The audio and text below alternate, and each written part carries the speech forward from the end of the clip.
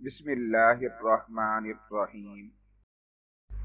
امام علی مقام حضرت سیدنا امام حسین رضی اللہ تعالی عنہ یوم عاشوراء یعنی بروز جمعۃ المبارک 10 محرم الاحرام یزیدیوں پر اتمام حجت کرنے کے لیے جس وقت میدان کربلا میں خطبہ ارشاد فرما رہے تھے، اس وقت آپ رضی اللہ تعالی عنہ کے مظلوم قافلے کے خیموں کی حفاظت کے لیے خندق میں روشن کردہ آگ کی طرف دیکھ کر ایک بد زبان یزیدی مالک بن عروہ اس طرح بکواس کرنے لگا: اے حسین، تم نے وہاں کی آگ سے پہلے یہی آگ لگا دی۔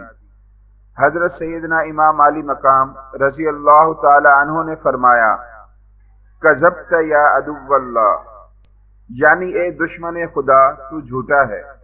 کیا تجھے یہ گمان ہے کہ معاذ اللہ میں دوزخ میں جاؤں گا؟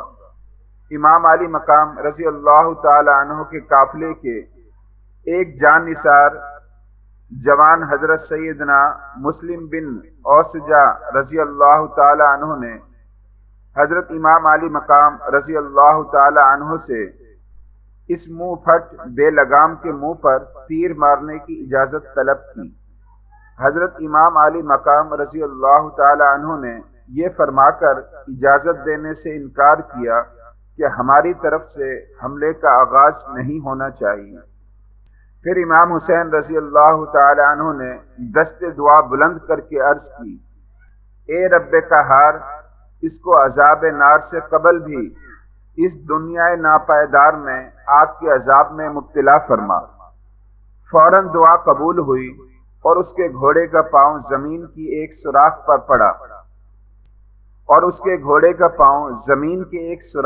پڑا جس سے گھوڑے کو جھٹکا لگا اور بے ادب گستاخ یزیدی گھوڑے سے گرا۔ اس کا پاؤں رکاب میں الجھا، گھوڑا اسے گھسیٹتا ہوا دوڑا اور آگ کی خندق میں ڈال دیا اور بدنصیب آگ میں جل کر خاک ہو گیا۔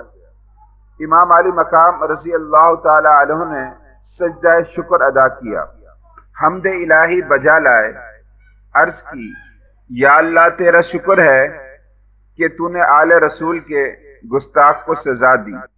گستاخ بد لگام یزیدی کا ہاتھوں ہاتھ انجام دیکھ کر بھی بجائے عبرت حاصل کرنے کے اس کو ایک اتفاقی امر سمجھتے ہوئے ایک بے باک یزیدی نے بکا: آپ کو اللہ کے رسول صلی اللہ علیہ وسلم سے کیا نسبت؟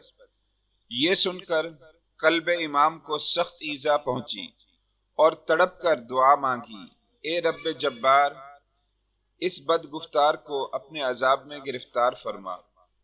دعا کا اثر ہاتھوں ہاتھ ظاہر ہوا۔ اس بکواسی کو ایک دم قضائے حاجت کی ضرورت پیش آئی۔ فوراً گھوڑے سے اتر کر ایک طرف کو بھاگا اور برہنہ ہو کر بیٹھا۔ ایک سیاہ بچھو نے ڈنگ مارا، نجاست آلود تڑپتا پھرتا تھا۔ نہایت ہی ذلت کے ساتھ اپنے لشکریوں کے سامنے اس بد زبان کی جان نکلی، مگر ان سنگ دلوں اور بے شرموں کو عبرت نہ ہوئی۔ اس واقعے کو بھی ان لوگوں نے اتفاقی امر سمجھ کر نظر انداز کر دیا۔ یزیدی فوج کا ایک سخت دل شخص امام علی مقام رضی اللہ تعالی عنہ کے سامنے آ کر یوں بکنے لگا: دیکھو تو صحیح دریائے فرات کیسا موجیں مار رہا ہے۔ خدا کی قسم، تمہیں اس کا ایک قطرہ بھی نہ ملے گا اور تم یوں ہی پیاسے ہلاک ہو جاؤ گے۔